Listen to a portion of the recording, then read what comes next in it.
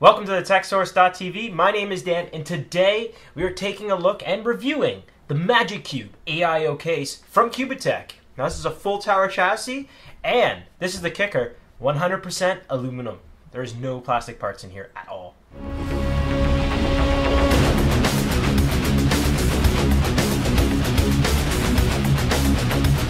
Let's take it apart a little bit more of the case. We've got two USB 3.0s, 2.0s, we have headphone microphone, power button, reset button, a DVD drive that goes on the bottom, which is very unique. And behind that panel, I'm going to show you what's there. So, in the front of the panel, as I said, we already explained the front panel connectors. Now there's this front little door here. By removing it with either using the included Allen key or using your faint thumbs, because they are thumb screws with Allen keys on them, so you can tighten them up, and I find it's a lot faster with these.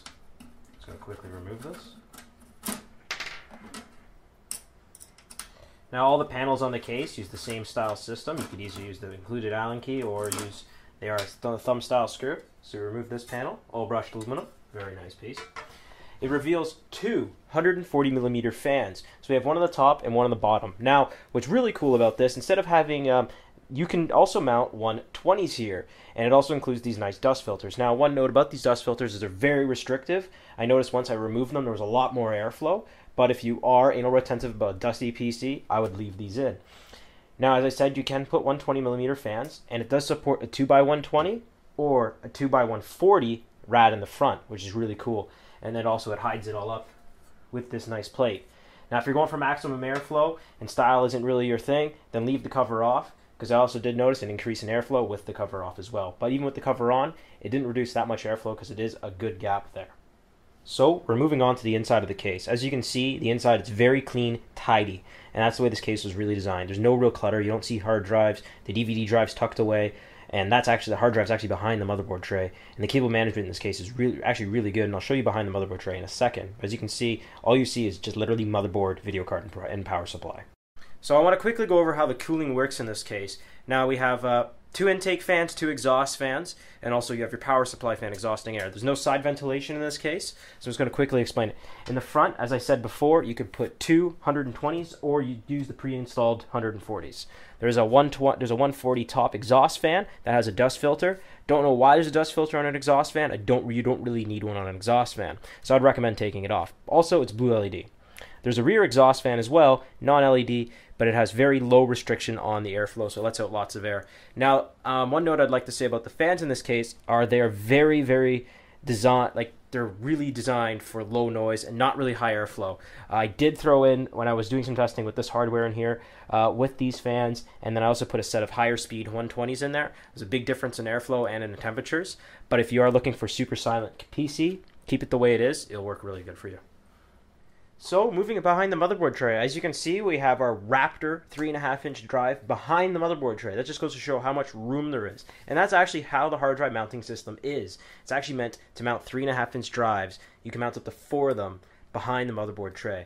I thought that was one of the coolest things. I've never seen a case really do that. The only time you ever see people mount hard drives behind the motherboard tray is really when it is custom work.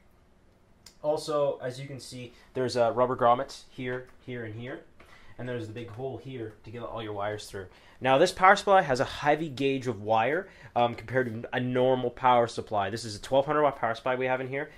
It fits in very, very few cases, and fortunately and lucky enough, this is one of the cases it does fit in, and I think it will be its future home. Also, we have the massive CPU cutout. You can fit pretty much any CPU cutout for any CPU in any shape, like position on a motherboard, so that's not really an issue. Now, the only fault I found in the back of the motherboard tray was there's no real spot to tie down the wires. So as you can see, the wires are just kind of everywhere, and I have to just kind of push them up against stuff.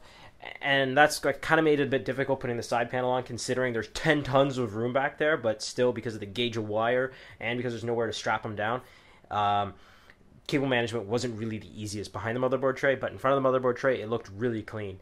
And another thing I would like to see as well is maybe a few more rubber grommets, because say have some that would be more usable for a normal ATX motherboard, because right now the only rubber grommets in the case are more designed for XL or EATX motherboards. But it still made it work with cable extensions. So we're moving on to the back of the case now. As you can see in the back of the case, we have where our AIO shield plate gets installed, a 140mm fan, comes pre-included, 4 water cooling tubes get installed. We have 1, 2, 3, 4, 5, 6, 7, 8 expansion slots, great for Xl Atx motherboards, and also your standard ATX power supply gets installed in the bottom. On top of that, there's a dust filter down here as well, so you don't get dust inside your power supply. But fortunately with us, our power supply actually only has an 80mm fan and does not draw air from the bottom of the power supply, so we don't have to worry about that.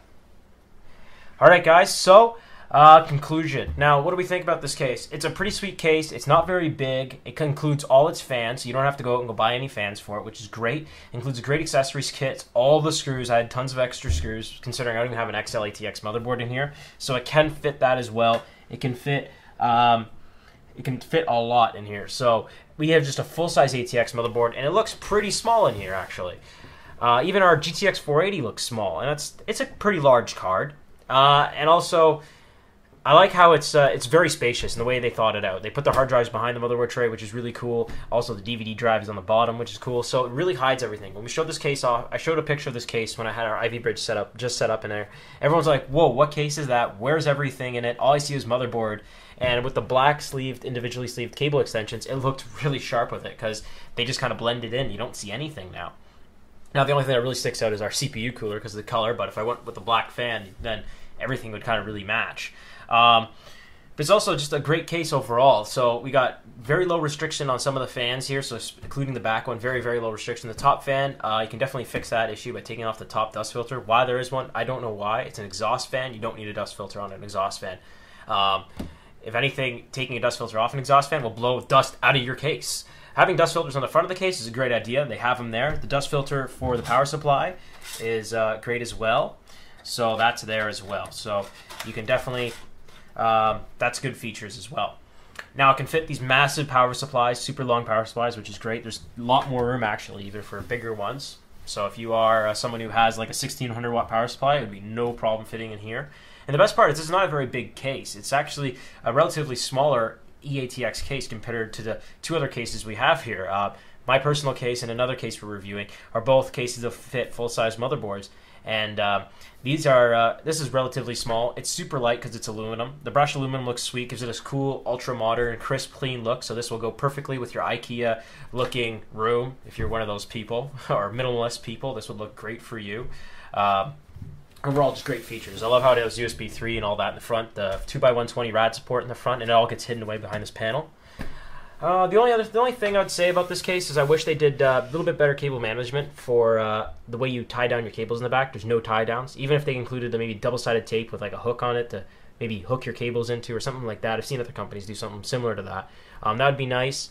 And also maybe have a second stage of rubber grommets closer to a normal ATX motherboard instead of just eATX, because it's very hard. As you can see with my graphics card, I had to just route it down here.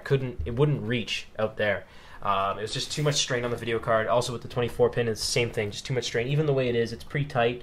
So that was my only really concerns about the case.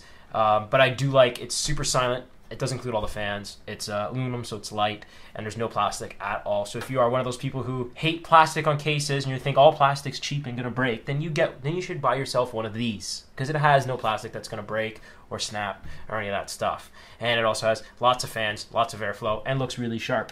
I would just leave it like this because it looks sweet like this. And your hard drives are hidden away, so it's awesome. But anyways, guys, thanks for watching our video. This is the MagicCube AIO. We definitely recommend this product if you're looking for a aluminum case, if you're in the market for one. I know they're not for everyone, but this is definitely one that you should really check out because it kind of blends the mixture of normal steel cases, of cable management and all that, because I don't really see that in most aluminum cases. And then it blends the awesomeness of aluminum cases and how they look and how they're super light and they're actually really strong. So anyways, guys, see you later. My name's Dan, and we'll see you in the next video, so please remember to check out our other ones as well.